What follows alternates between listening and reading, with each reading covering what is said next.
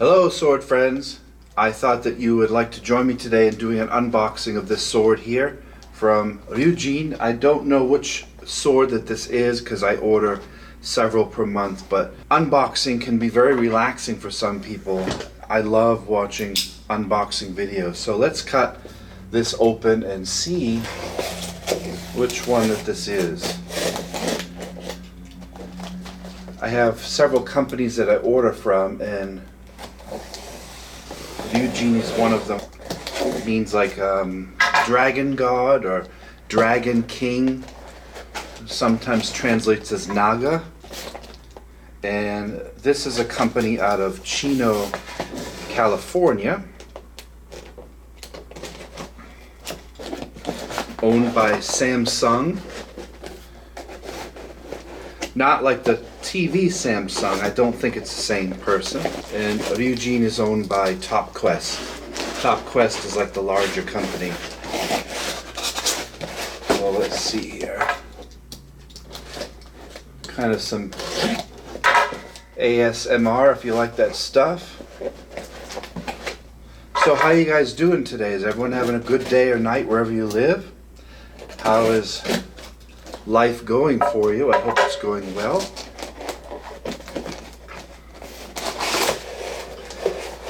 I save these boxes for shipping because I have people that buy swords, so it's a good idea if you have these boxes to save them. They don't take up much room. It's a smart, good idea in case you have to resell your sword, or if you give it as a gift. I give a lot of these away. It's a nice idea because they often come packed with the styrofoam that kind of fits the sword here. See how the ends come? So you have one on each end and then this one in the center, which keeps the box really well packed and aligned so you don't damage the sword here. So I'm going to save these blocks for next time. And they come with a silica gel. Be careful you don't let the kids or the cat or the dog eat that. I don't know how poisonous it is, but it's probably not good for you. So let's see what this is. Sword bag. Pretty typical. This one has some kanji on it in gold stitching. Ooh, I love the feel of these. I have so many of these bags by the dozen. Good for transporting your sword. Alright, so here we are. This is the Nihonto Okami. Nihonto Okami. Okami means wolf. You might have heard of the Ogami Ito, who is the famous guy from Lone Wolf and Cub. Ogami Ito, Lone Wolf and Cub. So Ogami is wolf. And wolves were once in Japan. Japan, remember, is a fairly small island. It's almost as big as California. Our state here in the U.S. of California is actually bigger than Japan. So if you live in California, you know how massive of a state that is. People don't realize how big the U.S. is. And Japan takes up like 93% of the landmass of California. So it's a small island. So wolves, Okami, were in Japan for a long, long time. And then they became extinct, sadly. I think around 1905, somewhere around there. Wolves were no longer found on the island. Now people think that there might be wolves still alive on the island. It's like us in the US looking for Bigfoot, but there's no documentation that holds up because wolves run in packs, and with all the photography and cameras around, if there were wolves, they would have been seen by now. So I don't believe that, sadly, any exist anymore. Called the Honshu wolf. So here we have this sword here. And the first thing I'm looking at is it has a gray ito, a gray wrap, which is unusual. Most are black and other colors, but this is a gray ito wrap, which is very nice. I guess representing perhaps the gray wolf. And the pommel here has a wolf on it, really cool. There's a wolf's head sticking out. I hope that you can see that, I'm not sure. Let me adjust the light to get it close. So there is a wolf head here with gold eyes, and I think that that's actually real gold paint on there. Isn't that cool? The Tsuba guard has another wolf on it. Again, I'll try to see if the light can capture the wolf's head here with the golden eyes. So it looks like this wolf Okami motif is going throughout. And there's another wolf on the back side of the Tsuba guard. Hard to see. Looks like an iron guard. Pretty simple. Let's see. The Manuki, which are the decorations, are wolves. The Manuki under the Ito here are hard, again, very hard to see, and I apologize if it's not focusing, are wolves. You can see there's one on that side and one on that side. Samegawa. The shark skin does look real. It does not look like it's fake plastic. I can tell by the dimpling sizes, and definitely very abrasive, which is another sign that it's real. The plastic tends to be very smooth. Ito wrapping is quite tight, which is good. That's a sign of a good wrapped tsuka handle. So I'm trying to move the diamonds around. Don't know if this has Hishigami underneath. It might. Very cool. Kashira is iron. Fukuchi collar. There's another wolf on the collar here. This is never going to show up, sadly, because it's all black, but right there's another wolf head. I love the motif of the wolf. Saya is teardrop style, which as you look, a raindrop style. It's black with speckled, I don't know what it is, polyurethane or something, but I like this style of scabbard because it doesn't show your fingerprints or the dirt. Often the piano ones, like the ones in the back there, a lot of those have that black piano finish. They really show scratches really easily, and they're hard to keep good looking. I always have Sharpie markers trying to fix them, but these type, and I don't think there's much more process in the painting of these, but because it has that two-tone speckled raindrop, it looks like it's been rained on, it's a very interesting look. It looks wet, you know, and it's great for scratches, and fingerprints don't show at all on this. Wood there's nothing adorning the edge, there's no buffalo horn. Sageo is simple black. Feels like silk, black silk, simple. A lot of people keep these decorative knots, they do not untie them. The way that this is tied here is very unique. I don't know how to do this. Some people specialize in that tying. I like the knots because they hold on your obi belt better, and it just keeps the sword nice and neat. But if you're going to do any type of iaido, or you're going to carry this wherever, you can unwrap these very easily. Very, very light. I can tell already it's probably about 2 pounds. It is not a heavy sword. Let's take a look at the blade of this Nihonto Kami. Very nice. So here we go. Very typical is they ship these swords with the plastic with the grease on them. That keeps the humidity from rusting the blade for shipping.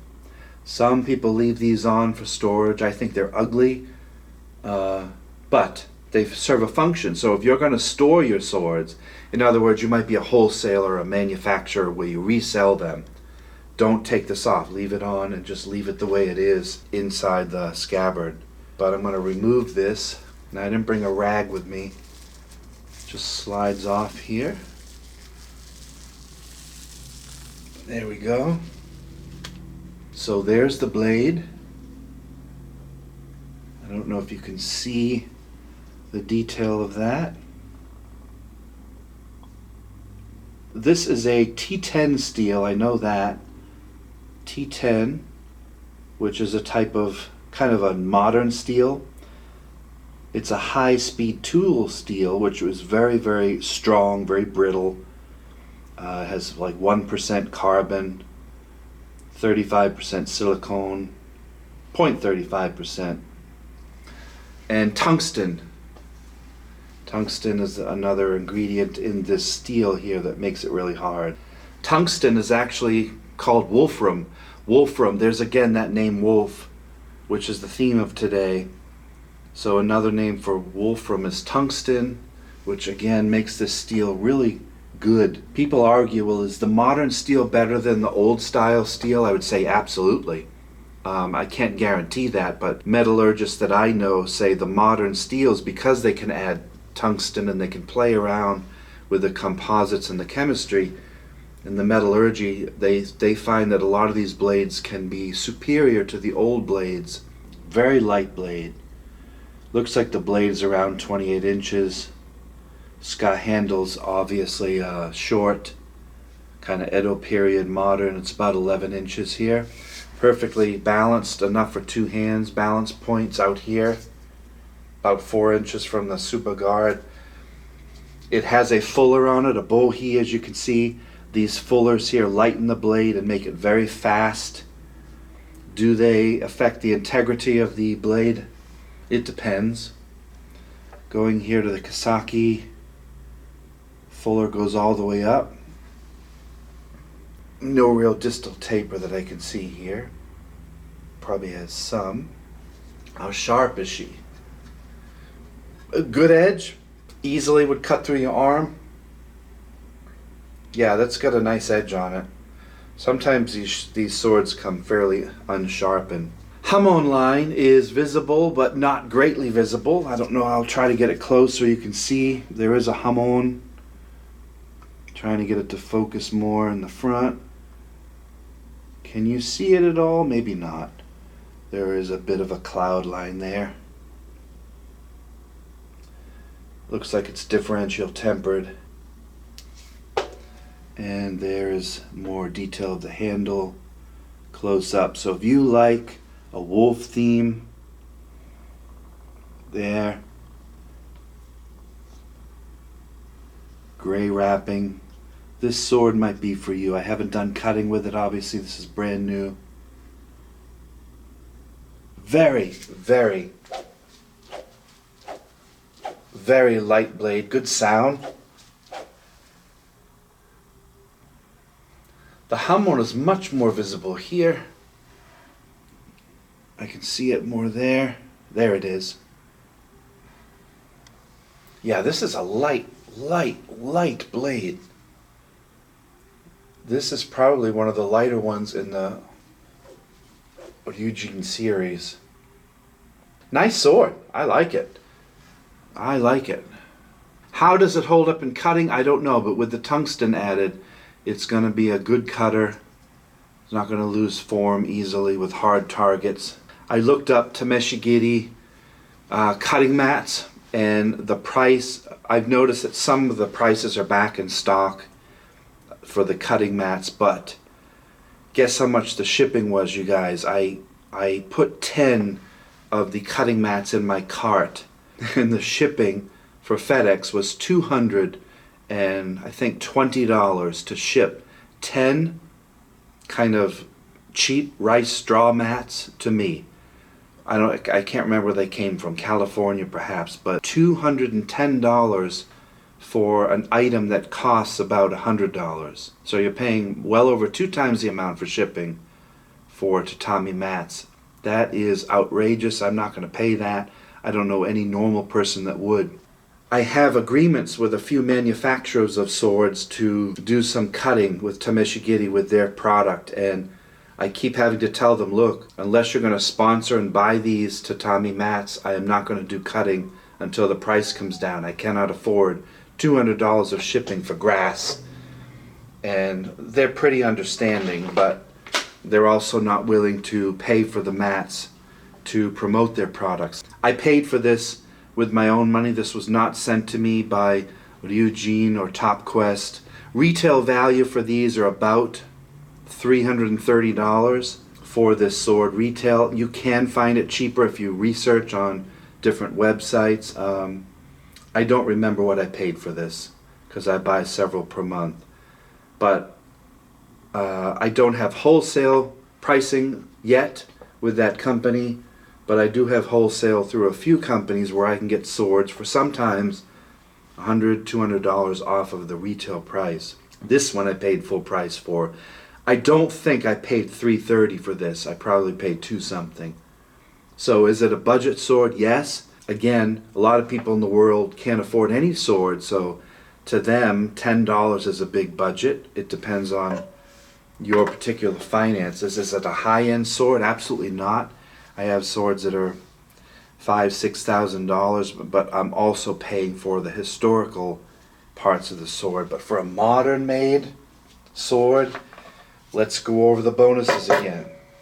Nice gold accents on it, the gray wrap, well wrapped ito, very, very light blade. If you want a light, quick drawing sword for iaido, I recommend this.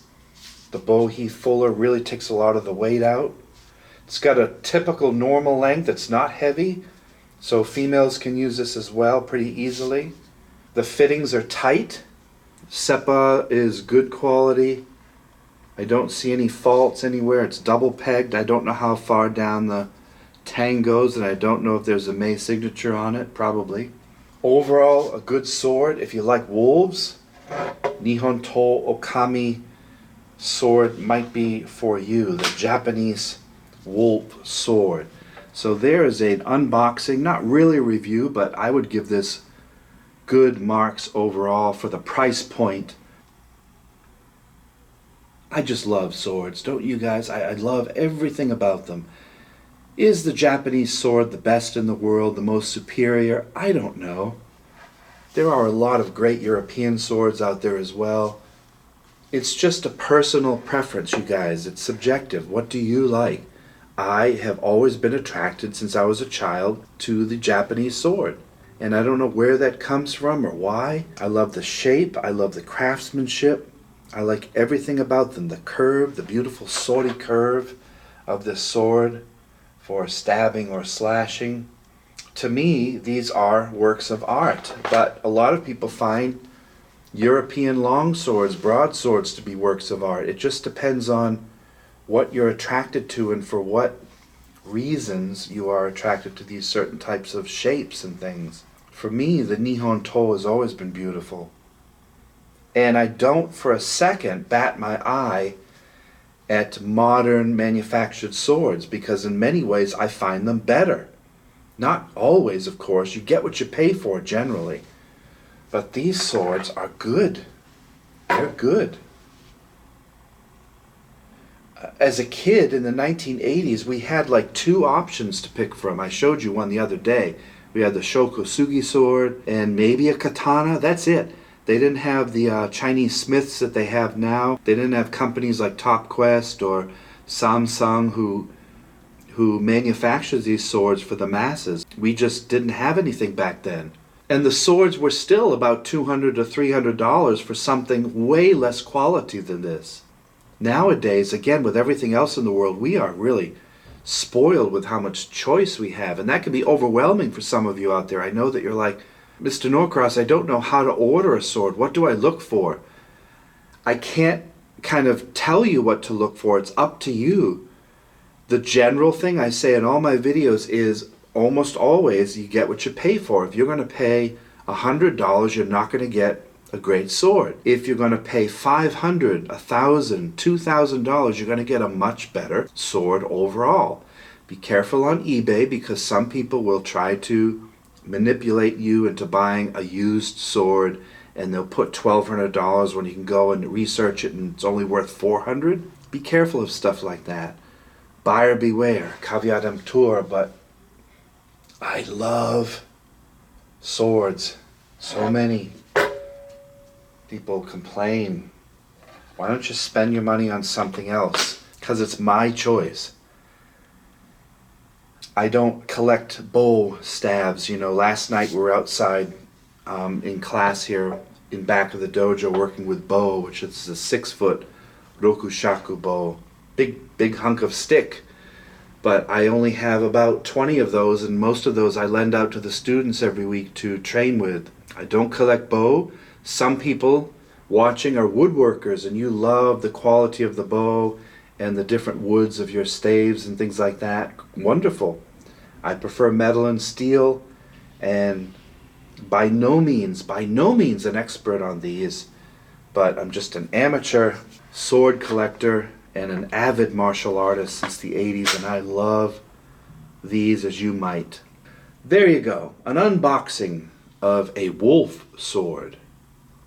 Isn't that a nice representation? You might want one. If you do, I don't have links for you, but look up Ryujin, Ryujin, and you can also look up Top Quest or Samsung Swords. I think they're out of Chino, California. They are a middleman probably for people from China who make these.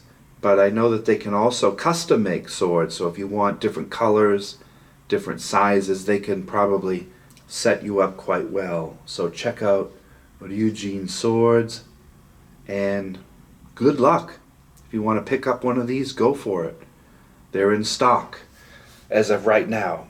Everyone, thanks for watching. I really appreciate it, and I hope that you are well wherever you live and whatever you're doing, and that your life is going okay.